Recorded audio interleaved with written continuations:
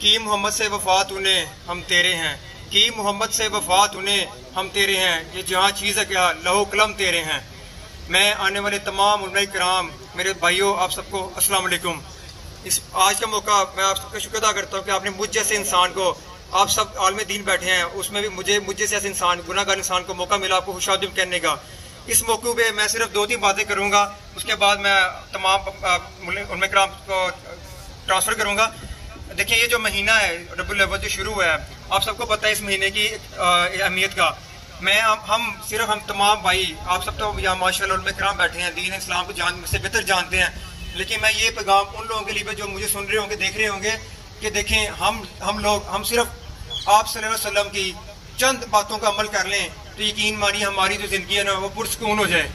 جو چیزیں انہوں نے ہمیں سکھائی، جو چیزیں انہوں نے بتائیں، جو چیزیں ہمارے قرآن پاک میں لکھی گئی ہیں، بتائی گئی ہیں، ہم اس میں 2-3 باتوں پہ عمل کر لیں تو ہمارے جو نا ہم ارد گرد ہمارا رہنا سہنا زندگی سنور جائے گی۔ ایک چیز سب سے بڑی دیکھیں، انہوں نے ہمیں ہمسائے کے حقوق، مہمانوں کے حقوق بتائے گئے ہیں، اگر ہم ان پہ عمل کر لیں تو یقین مانی ہماری رشتہ داریاں، ہماری دوستیاں سب پرسکون ہو جائیں، ہماری یہ لڑائی جھگڑے ختم ہو جائیں۔ اور سب سے مین چیز جو ہمیں بتائی گئی وہ زبان۔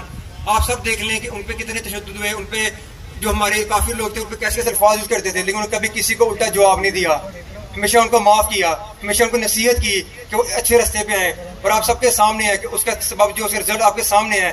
آج ماشاءاللہ ہمارا مذہب دنیا کا سب سے بڑا مذہب ہے، ہمیں چاہیے ہم سب مل کے، ہم سب بھائی مل کے اسی نقش قدم پہ چلیں تو یقین مانیے کہ آپ لوگ دیکھیں گے کہ ہماری یہ دنیاوی زندگی بھی اور آخرت میں بھی ہم سب کو کتنا فائدہ ہوگا۔ تو آپ سب سے یہی میں کہوں گا کہ آپ سب تو بلکہ آپ سب استاد بھی ہیں، علماء کرام بھی ہیں، اگر آپ یہی ہمارے جو آنے والی جنریشن ہے، اگر ہم یہ چیزیں ان پہ ٹرانسفر کر دیں، دیکھیں ہمارا جو معاشرہ چل رہا ہے وہ معاشرہ سب کے سامنے ہے، ہمارے نوجوان نسل جس راستے لگ گئی ہے اس کو وہاں سے روکنا، اس کو اس راستے پہ لانا ایک چیلنج ہے ہمارے لیے۔ تو اس سب کے لیے میں خود انشاء اللہ پوری کوشش کروں گا، اور میں امید کرتا ہوں کہ تمام میرے دوست احباب بھائی وغیرہ بھی اس چیز میں میرا ساتھ دیں گے۔ ہمیں ان کو واپس اس ٹریک پہ لانا ہوگا، واپس ہمیں جو ہے اس کو اپنے دین اسلام کی طرف لانا ہوگا، نماز کی طرف لانا ہوگا، ہمیں زکات کی طرف لانا ہوگا، عمرے کی طرف لانا ہوگا، حج کی طرف لانا ہوگا۔ اور وہ کیسے ہے؟ وہ ایجوکیشن کے ذریعے ہے۔ ہم سب مل بیٹھ کے، ہم سب اگر یہ ہمارا جو مسکاج ہے ہم آگے ٹرانسفر کریں تو انشاءاللہ تعالی اس کا جو رزلٹ نظر آئے گا۔ اینڈ پہ میں ایک ختم کروں اس چیز سے، مشکل تھے راستے آسان ہو گئے، مشکل تھے راستے آسان ہو گئے، دشمن بھی یہ دیکھ کر حیران ہو گئے، جب رکھا میری نبی نے اس دنیا میں قدم، پتھر بھی کلمہ پڑھ کر مسلمان ہو گئے۔ جزاک اللہ۔ الصلاۃ والسلام علیک یا سیدی یا رسول اللہ وعلی آلک و صحابک یا سیدی یا حبیب اللہ۔ حضرت علامہ، دیگر جید علماء کرام،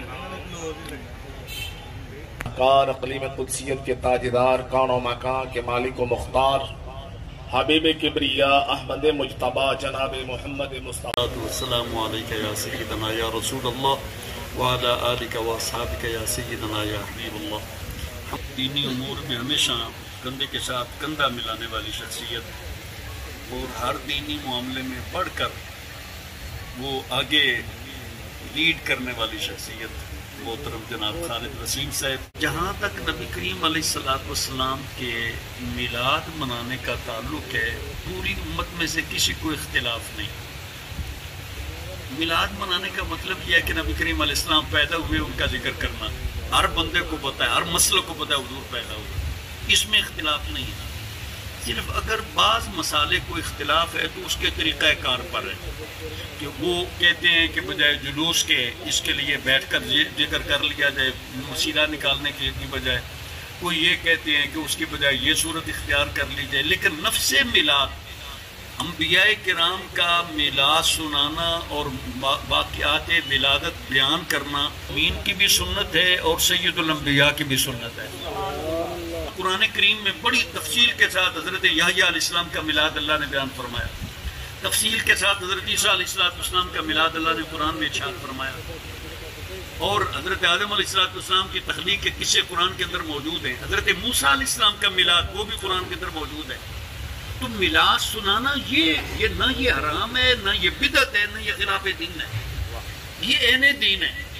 صرف یہ میں نے دوسرے مسالک کے بھائیوں سے میری بات ہوئی تو وہ کہنے لگے گی اس قانون جیسی مننے آنا کہ نبی کریم علیہ السلام تشریف لے آئے اور وقت ولادت ہے، اراسات اور معجزات کا ظہور بھی ہوا ہے، سن صرف یہ اختلاف ہے، تسی جلوس کیوں کرتے ہو؟ سن صرف یہ اختلاف، میں کہ یار اسی جلوس کرنے تسی نہ کڈو، لیکن حضور کا ذکر سننا سنانا یہ تو ہے عبادت ہے۔ تو اب یعنی میں صرف یہ کہنا چاہتا ہوں کہ نفس میلاد منانا یہ عبادت ہے، اور یہ ہر مسلمان کی یہ ضرورت ہے۔ لیکن اور اس کے جواز پر نا میں نے تو قرآن کریم سے وہ آیات وہ سنا دی نا واقعات، اس سے بڑھ کر کیا ہو سکتا ہے کہ جب قرآن کسی چیز کو پروو کرتا ہے تو پھر اس کے پیچھے تو کوئی کسی دلیل کی ضرورت ہی نہیں رہ جاتی۔ اللہ تعالیٰ کے فضل سے خیر ہی خیر ہے۔ نعرہ تکبیر، اللہ اکبر۔ علیہ السلام سید الطیبین والطاہرین ہے، آپ آئے تو صرف آپ نے بندوں کو نہیں پاک کیا، آپ نے زمین کو بھی پاک فرمایا۔ آپ ایسے پاک کرنے والے ہیں کہ آپ نے زمین کو بھی پاک کر دیا۔ اب زمین اتنی پاک ہے اگر کوئی بندہ پانی پر قادر نہ ہو تو صرف زمین پر 2 ضربے لگا کر تیمم کر لے، رب تعالیٰ اس کو ہڈیوں تک پاک بنا دے۔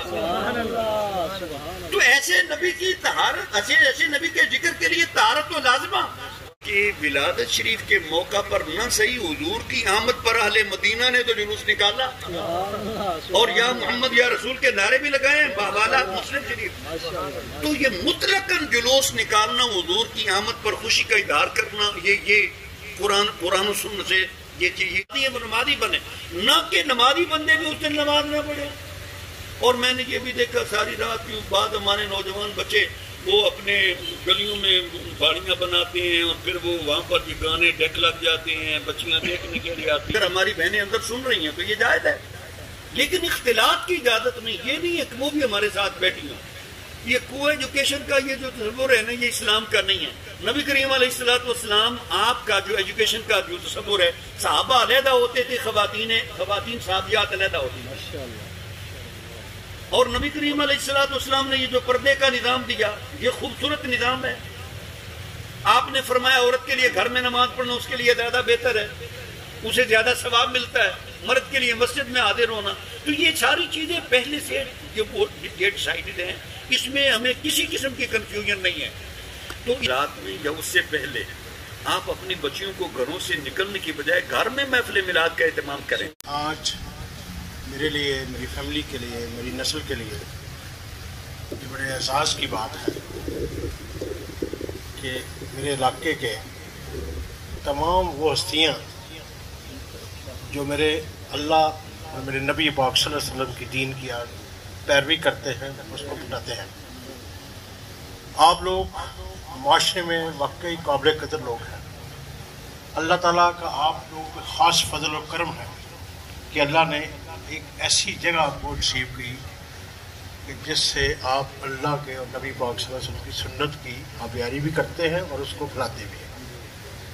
اور میری ایک ہی گزارش ہے کہ اللہ تعالیٰ نے آپ کو چنا ہوا ہے اور آپ اپنے کریکٹر کے ساتھ، اپنے کردار کے ساتھ لوگوں کی کریکٹر بلڈنگ کریں، یعنی ان کی کردار سازی کریں تاکہ لوگ بدعتوں سے بچیں، شرک سے بچیں، اور دنیا میں جو فیس بک کی وجہ سے بڑی قباحتیں آ رہی ہیں اور جو سنی سنائی باتوں پہ یقین کرتے ہیں، میرا یہ کامن یقین ہے، میرے والد نے بھی مجھے سکھایا، علماء کرام کی صحبت مجھے رب تعالیٰ نصیب کرتا ہے۔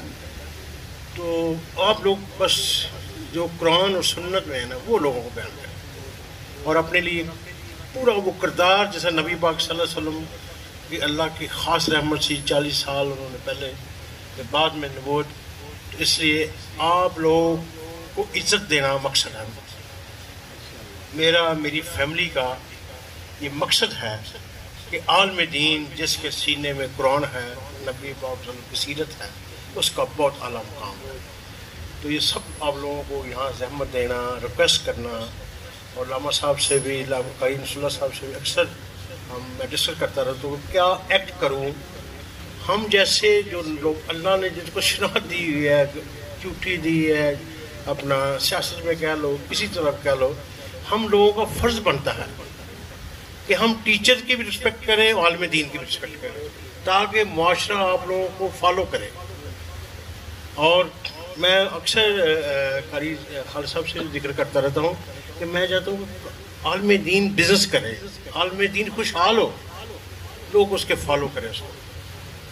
ہماری نا بڑی ایک بدقسمتی سی تھی. باتیں تو بے شمار ہیں کیونکہ عشاء کا ٹائم بھی ہے. قاری صاحب مجبور ہے میرے خیال کم از کم کوئی 40-50 کالیں آ رہی ہیں ان کو جہاں انہوں نے جانا. تو بڑی پلاننگ کے تحت انگریز نے نا ہمیں جو ہم غلام قوم تھے انہوں نے ایسی بدعتیں ہم پہ شامل کر لی. جن لوگوں نے اللہ کے دین کی آبیاری کرنی سی ان کو لوگوں نے روٹیاں اکٹھی کر کے تو انہوں نے سکھایا کہ ایسے کرو. مگر اب دنیا بہت چینج ہو چکی ہے اور آپ لوگوں نے ایک ایسا کردار ادا کرنا ہے کہ جو کمیاں رہ گئی ہیں وہ آپ لوگوں نے پوری کرنی ہے. میں، میرا گھر، میرے دوست، میری نسل، میرے کزن، میرے سب آپ لوگوں کے لیے حاضر ہیں. جب جی چاہے، جس کا جی چاہے، جس وقت. یہ گھر میں نے یہ بیسمنٹ اور یہ لان اس لیے بنایا تھا کہ میں کہتی کہ میرے اللہ کے نبی کے ماننے والوں کو بھی تب عزت ہے اور اللہ کے نبی کے دین کو پھیلانے والے کو بھی ہے. تو اللہ نے وہ میری دعا قبول کر لی، میرے بھائیوں کی، میری نسل کی، کہ آج میرے لیے وہ الفاظ ہی نہیں ہیں کہ آپ جیسے میرے علاقے کے علماء، امام مسجد، خطیب یہاں تشریف لائے.